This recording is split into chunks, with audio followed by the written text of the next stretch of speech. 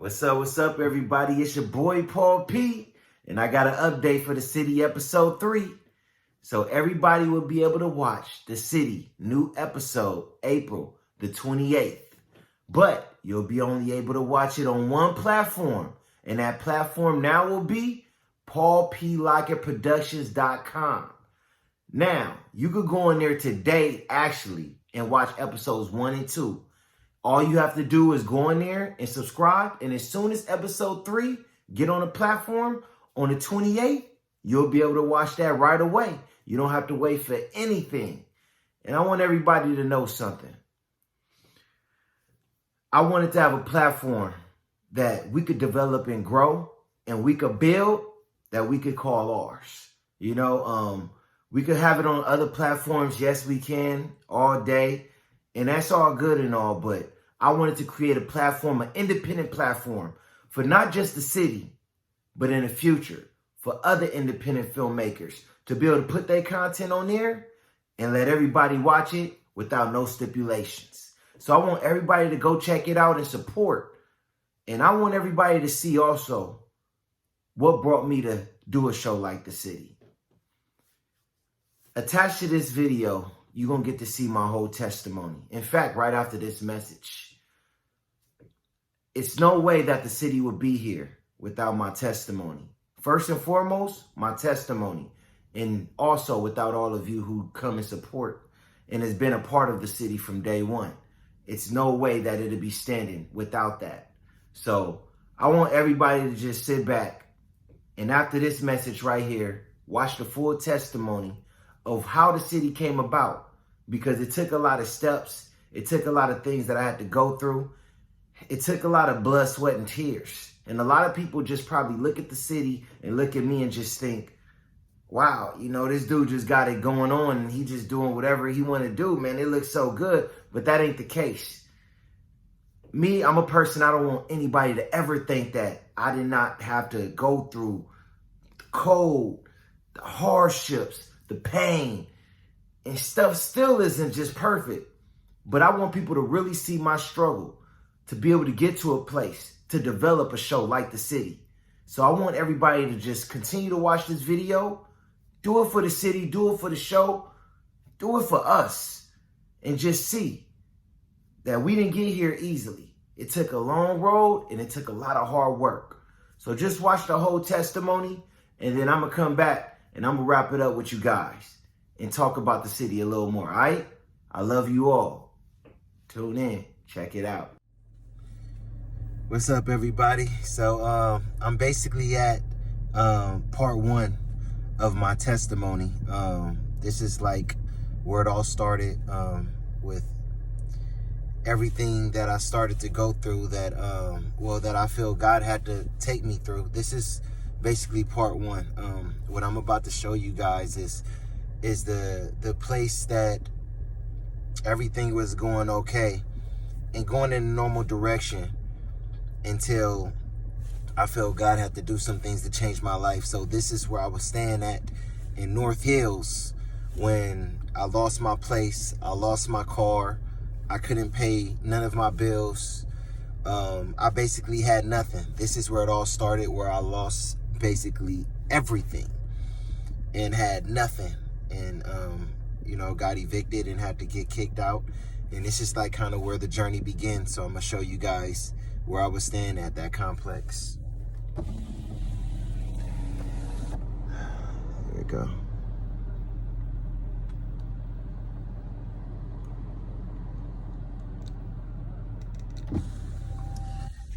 I don't want to get out and start filming. I don't want people to, start, going crazy or anything like that. So, but I wanted to show you all you guys the first step, the place that I was at, where my journey began. Hello, everybody. We are now at the second part of my testimony. In my song, like Second Chances and other, stories that I have told when it come down to my testimony, this is where I landed. After I lost everything, I was in a complete downhill. And and it was time for me to really like start my life all over again. This is where I ended up. I ended up here at the Greyhound station, and I literally had 2 pairs of clothes, 50 cents in my pocket, and I had to get on the Greyhound bus and head to Riverside County, which is the city of Moreno Valley, to stay with family. But this is the Greyhound bus station that I ended up in.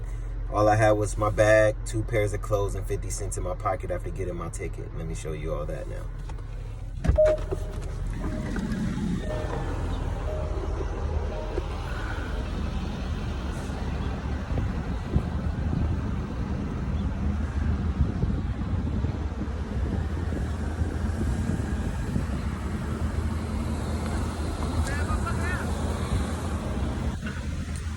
So this is the Greyhound station that I was at when I had to get on the Greyhound bus and head to Riverside County and start the next chapter of my life. What's up, everybody? I'm back. We are now on part 3 of my testimony. For all of you who could tell, I had a wardrobe change. This is another day. My journey covers a lot of miles, a lot of different places. And I want to give you all the real, you know? So basically, on part 3 of my testimony, I took the Greyhound bus from Los Angeles, California to Moreno Valley, California, where I'm at right now currently. And I basically, after losing everything, having nothing, not a car, not a place to stay, not even a cover to put over me and a pillow to put behind my head, I had to come down here and live with a family member's entire family in a small 2-bedroom apartment, and I had to sleep on the living room floor, and it wasn't a big apartment at all, but these are the apartments that I stayed in when I came down here for about 3-4 months. But this was that part of my journey, so let me show you all that. I'm not gonna get out. So these are basically those.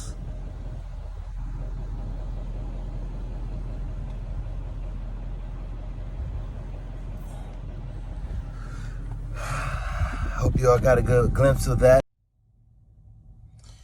Hello, everyone. I am now at the next part of my journey. You could call it part 4 of my journey / testimony. Before I go into detail about this part, I want to show everybody where I'm at, okay?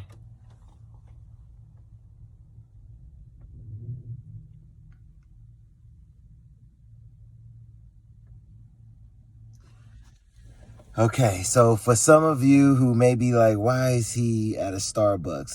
Why is that a part of his testimony, a part of his journey? This is the place where I'm gonna say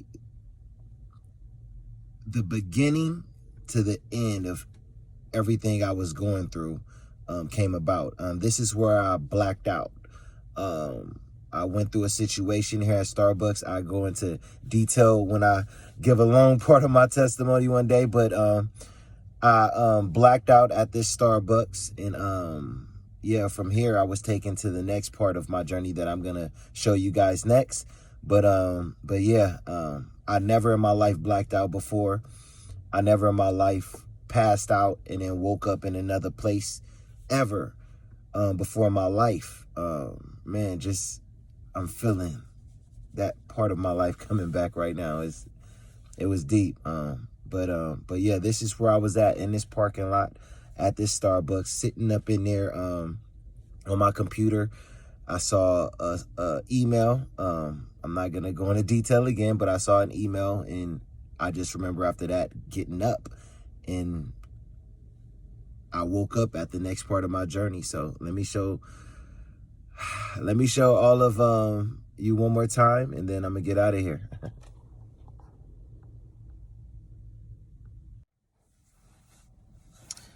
Hello, everyone. We are now at the next part of my journey / testimony, and I could say this is part 5/6, and I'll let you all know why I say /6. But this part of my journey, so basically at the Starbucks, like I said earlier, I blacked out, and they brought me to this hospital, which is in Moreno Valley, California. I'm gonna show you all the hospital. I'm gonna get out and show you all. All right, so this is the hospital where they brought me. Hope you all, I know it's really sunny, so I hope you all can get a good look at this hospital.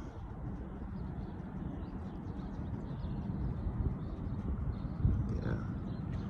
Whew. A lot of memories. This is really deep for me. So, I basically blacked out again. I blacked out at Starbucks. They brought me here to this hospital. I woke up in the ambulance, and they had like ice packs all on me because I was really burning up hot. Yeah, and I came here, and I really didn't understand why I was being brought to the hospital at that time.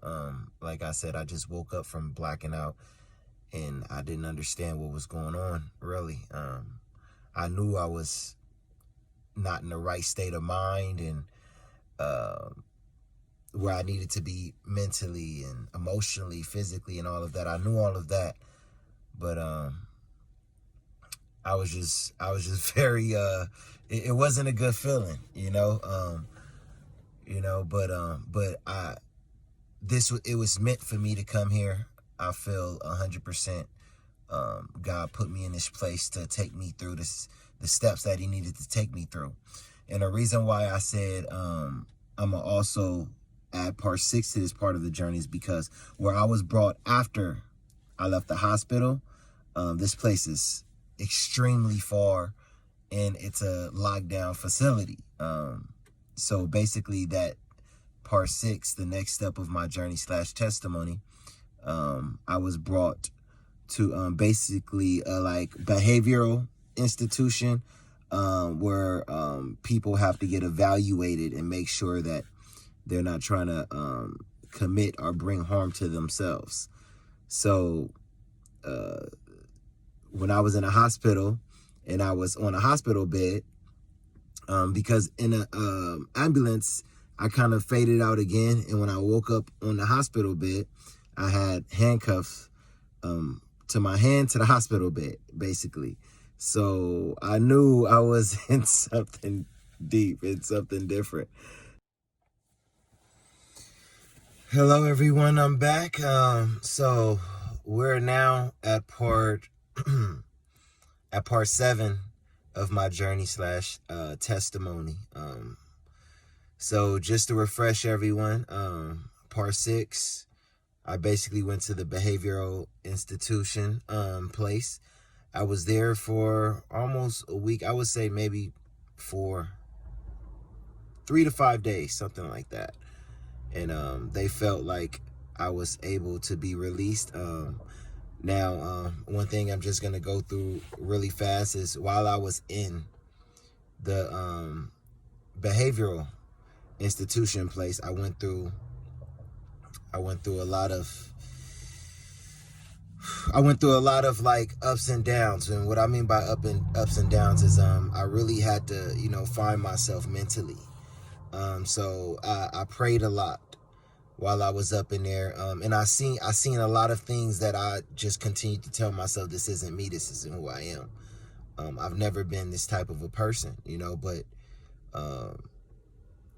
it really cleared my mind up, being up in there, seeing so many people who was dealing with some really, really difficult, serious things, and at that time, I felt like now at that time, that's where I needed to be, to really see those things and get my head right, but I knew it was something better for me out there. And I knew ultimately, that definitely wasn't where I was supposed to be. So after I got evaluated, they felt like it was definitely, okay for me to leave. And, once I got out of the behavioral institution place, like I said, I wanted to really turn my life around. I wanted to turn, my mindset around. I just want, and that time it wasn't all the way clear on how I was going to do that, or when I was going to do that. But all I knew was that what I was feeling from going from the hospital to the behavioral institution to getting out, all I knew was that I needed to change what was going on within me, because this was not me, and I do not want to die. I do not want to not be here. And I have so many things on me that I want to do, and I'm like passionate to do those things, but I'm at a very, very dark place, so I just knew I wanted to get fully out of this dark place. That going to the behavior institution may have cleared my mind, but I still was in a place where I wanted to get fully out of the dark place, and that's when I basically got out of the behavior institution, talked to my auntie Renee, and she brought me here. And I'm going to go show you guys that, and then I'll let you know a little bit of what this place represents for me. And this is basically a church. This church basically was the first step to starting to change my life. So let me show you guys that. It's a lot of cars and stuff right now. And the church, I think, is a little different and under construction, but let me just show you guys the outside of it. So as you guys may can see, that's the cross right there. This was the church. They changed some things up, but yeah. This is where my auntie brought me. Yeah, so I basically came to this church. They was having revival, and I didn't know what to expect. I mean, I grew up in the church. My grandfather's a pastor, and my auntie's always in church. So, and she really felt this was something that could really help me, and something that I really needed at the time, So, I definitely knew what it was about, going to church and and how important and spiritual that could be for my life, really like involving like God. But even though I grew up in the church, I never turned my life over, ever. So I didn't know what that was like, or if that was even going to happen. And I wasn't even thinking of that when I first went into the church. And this is the most important and emotional part of my whole journey. I'm just, trying to be the strongest I can right now. Well, God give me strength, but on the emotional side, I'm just trying to hold that part back. But, so basically my auntie brought me here for a revival night that they was having. And I happened to meet someone who ended up becoming a very big part of my life. And his name is, Bishop, Marcus Strong. If you're looking at this video, I love you, Bishop. But he was preaching that night,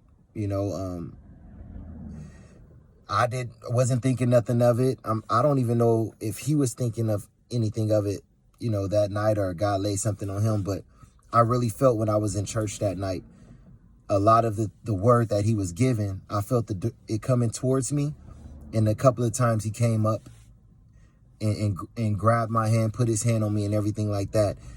And I could not fight the spirit that God had in that church that night. And I cannot fight what Bishop Strong was preaching and in the word that he was giving. Because when Bishop Strong basically, at some point in time in church, grabbed my hand and asked me, was I ready to turn my life over to God? I couldn't say nothing but yes. And this was the first time that I've ever shouted, spoken in tongues, and all of those type of things. So it was very, very real. And, and it was probably one of the deepest things that I've ever went through in my life. And I knew immediately why I was there that night. Hello, everyone. So now we're basically at part 8 of my journey / testimony. And one thing I want to say, by the way, as well, you know, if I'm looking kind of crazy, you know, my hair and all of that, we're under quarantine right now. You know, you can't go to barber shops. You can't do nothing. So, you know, I may look a little crazy right now. So I just want everybody to know why that may be. But going back to my journey / testimony. So basically after I went into a direction of, okay, now changing my life and everything like that, or now I want to change my life and I'm gonna go down this path that God is leading for me. I basically got to a place to where I wanted to start my own business. So I got, at that particular time, I got with a partner, and my brother would help as well at that time. And we was basically looking for a place where we was going to start the business. I'm gonna put it like this. I was working, so I didn't have much money saved up, but I saved up as much as I can. And, you know, it was very, very hard. We looked at least about a good 40 places. I wasn't getting approved to get into nothing. My credit wasn't that great. You know, I went through, you already know, I lost a place and things like that. So nothing was really clicking. And, you know, everybody wanted to give up. But what I had in me at that time, I could not give up. I seen nothing but God telling me to keep moving forward. And I felt in my heart, this is where God was leading me. So I remember one day, like I said, this one particular time, I got denied I got denied 3 apartments in one day, right? And we was just driving around, you know, everybody want to go home, like, nah, this ain't working out. This isn't gonna happen. You know, so I didn't want to give up, and I wasn't going to give up. So while driving in traffic, I was getting off to get gas, and I'm like, nah, we're going to find somewhere, you know, I'm going to start this business no matter what. No matter who's here with me, I'm going to start this business, period. So I finally came to a place. When I got off of the freeway, I looked up and I saw this building. And it's funny because this building was on another list that I had. When we passed the building, it looked like a building where you could live in and run a business out of, because basically that's the type of place I was looking for. I had nowhere to really stay once I came back to Los Angeles. So we basically got off the freeway, and I looked up, I saw this building, and I want to show everyone the building that I looked up and saw. This is in Hollywood, Los Angeles, but it's right down the street from Hollywood Boulevard.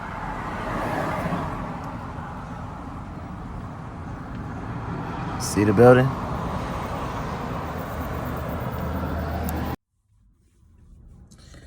Hello, everyone. So welcome to part 9 of my journey / testimony.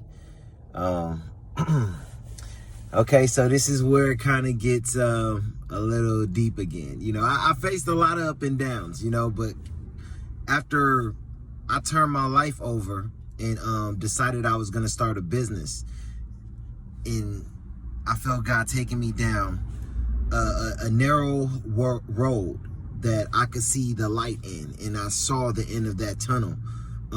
It was nothing stopping me no matter what I went through. So basically, after getting a studio apartment, we started running a business and everything like that, which was very, very tough. We was getting absolutely no business at all for like the first year and a half, maybe almost 2 years. Nothing was happening, and everybody was starting to give up. You know, it was creating arguments, it was creating issues. You know, you still got to pay the rent, you know, for where we're staying and things like that. So it was deep, it was tough. Renting cars, because I didn't have no car. It was very, very deep, you know. So after facing a lot of situations, not getting no business, nothing was really going in the right direction. The partners that I had at that time, we all went our separate ways. So after that, I was basically in Los Angeles back on the street. But I didn't give up on the business. You know, at this time, I was basically, you know, I was basically taking showers at 24. I had a 24-hour fitness pass, and I was taking showers at 24-hour fitness, and I was doing interviews because I was still interviewing people. So once I start to get work, I'll be able to give these places that I was staffing employees. So I was doing interviews at Starbucks. So at this time, I was living in my car, and now I want to show you guys the bridge that I was living under my car of, and really living amongst the homeless community, because it's also a little, it's a lot of traffic right here, but I'm gonna try to get it. It's also a little like field right here where a lot of homeless people was living. I would park like right here where I'm at right now, or across the street, and you know, it was a lot of homeless people living under this bridge too. And I'm basically gonna show you all that right now. So let's go out.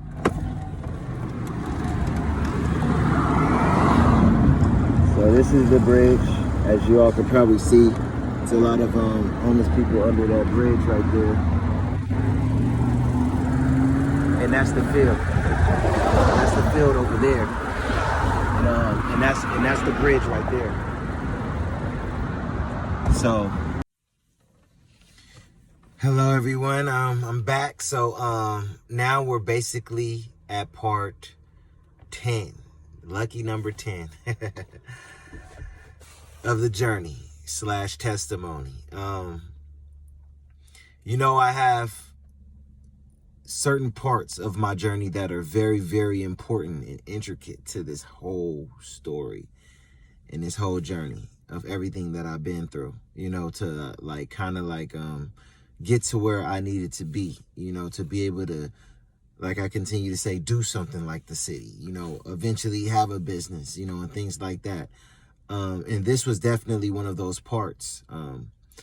So continuing from basically part 9 of the journey, I was basically homeless, living in my car, living right up by a bridge, where a lot of other homeless people were staying and things like that. Taking showers at 24-hour fitness, doing interviews at Starbucks, and at the same time, I was also going to facilities trying to get a contract to staff in these facilities. I'm gonna tell you this. Sometimes I even felt hopeless. I'm not gonna lie to any of you. Sometimes I felt no hope, absolutely no hope. I didn't see how this was gonna work. I didn't have a lot of experience in this type of a business. I wasn't the smartest person when it came to medical terminology. I had no type of experience with hiring people. None of this. Half of the time, I didn't always even know what I was going to say in these meetings. I just knew I had to use my will and determination and show, you know, people like basically my will to make sure that I'm going to be the best, you know, care provider that I could be, you know, with helping staff in their facility. So basically I was out looking to get contracts one day, and this was like after about 4 or 5 months living on the street. So now I'm going on 2 years, no work at all in this business, and I'm still here trying to get business. And I'm on the streets now too, so it's like, but my mentality is like, God got me here for a reason. I'm not giving up. I don't care what that takes. I'm not giving up, and I'm here, you know. So I was basically out looking for contracts at different facilities one day, and I was actually across the street from where I'm at now. And then I looked up again, and I kid you not, this happened with the first building that I moved up in and got my first studio to kind of run an office up out of that. And it's happened again with this at this particular facility that I'm at right now.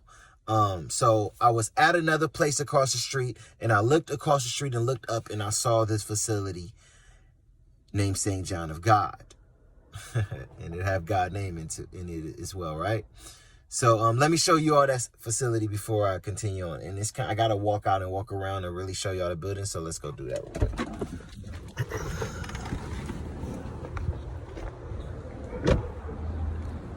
All right, so here we go. It's hard to really see it, but this right here, it's hard to see it from here. But this is St. John of God. It's very, very big in the back. I'm in the front of it right now. It's very big in the back. But I just wanted y'all to kind of like get the picture of what I'm talking about, you know. So I came across this facility and something told me, and I could not leave. I didn't have an appointment with this facility or anything like that. Some just told me to come inside and see what happened. So I walked inside of the building. I met with somebody who led me to the person who we ended up becoming very, very close. And this person believed in me. And then I got my first contract. So now I'm at the place of where, after getting my business started and everything like that, I was able to get an office. And I'm going to show you all the office in a second. But before I get into that part, this is where we're at the part where I say things start to become full circle. And you start to really realize and see why God put you in certain situations. Now, where my office is at is right by the street of Alvarado, not too far of the bridge that I was staying up under and living when I was basically, you know, homeless and things like that. So I'm going to show you guys the street where Alvarado is at, and then I'm going to show you guys where my business is at, and then we're going to come back and finish out from there. All right. So basically, that's Alvarado right there. That's the street of Alvarado. I was going, the bridge was going, once you get to Alvarado, you take a right, and that's where the bridge was at. And right over here, right behind this bush right here, is where my office is at. All right. So this is where I'm at currently right now. All right. So it's really important that I showed everybody that. I wanted people to basically know that, you know, God brought me back full circle when it come down to, you know, where he wanted my business at. But another main reason why I brought people to this place is because where I'm at right now, currently parked at, is where the whole idea of the show The City it came. I was sitting in my car. So I hope you all enjoyed the testimony that you just watched. I told you all, it wasn't easy getting here. It was a lot of blood, sweat, and tears. It was a lot of work. It was a lot of hardship. And this is what The City is all about. This type of show would not be here without everything that I went through. So I would never say I would ever take anything back. I had to go through all of that to be here. And to be perfectly honest with you, because it's a path that God has created for me, if I had to go through it again, as hard as it was, I'll do it again. We could never be afraid of our path that we got to take to get to where we're trying to go. As long as we got God by our side, we could get through anything. The city would not be here without God taking me through each one of those steps that y'all just seen. And it's a lot more testimony than that. I just wanted to give everybody the basics of what got me here from where I came from and what started my path to have the city now running today. So with that being said, I want all of you out there to support, because this ain't just supporting me. In fact, this ain't even about supporting me. Let's take that away. This is about supporting the city of Los Angeles right now, that's going through so much. We see everything we faced. You know, we face situations with Kobe. We face situations with Nipsey's. We face situations right now dealing with the coronavirus being so deadly. We faced so many things in Los Angeles. So I want to do something badly to just uplift the city. And this is for the city. As much as people support the city, the show The City, you supporting Los Angeles, you supporting our community, you supporting us. So this is a fight. Look, I'm fighting, but I'm fighting for us. And I want everybody to join in. And how we do that is show we can't be stopped. We're going to uplift what we doing. So I want everybody out there to go to paulplockettproductions.com, subscribe to the show, And I want y'all to watch episodes 1, 2, and get ready on April 28th to watch episode 3. And let's uplift it. Let's do it. Because we could take this to where we want it to go, but we got to do it together. It can't just happen with one person. It can't happen with 100. We got to move as a unit. Everybody get up. Everybody show their support. Everybody, let's get on this bandwagon together and let's push this to where it needs to go. You know what I'm saying? So again, today, go and subscribe to paulplockettproductions.com. Watch episodes 1, watch episodes 2. If you haven't watched it already, and just subscribe now, so you'll have episode 1 and 2 to watch when you want, and be ready for episode 3, April 28th. And after that, we're going to continue to post more episodes. So you won't be subscribing for no reasons. And you'll be getting deals on t-shirts, hats, and we working on the city mask. So we just trying to do it, but we doing this independently as a unit. So everybody, let's show some support and let's keep on pushing. We're going to keep on fighting. We all going to keep on going through what we got to go through. And we're going to all make sure that we have God by our side. Let's uplift each other. Let's do it. This is the year we're going to uplift each other. This is the year we don't need nobody. This is the year we're going to push independently. But we only could do it if we support. We support each other, we could go wherever we want to go. So I love you all. Hey, paulplockettproductions.com. Go get on it today and let's do this. The city is back, baby. Deuces.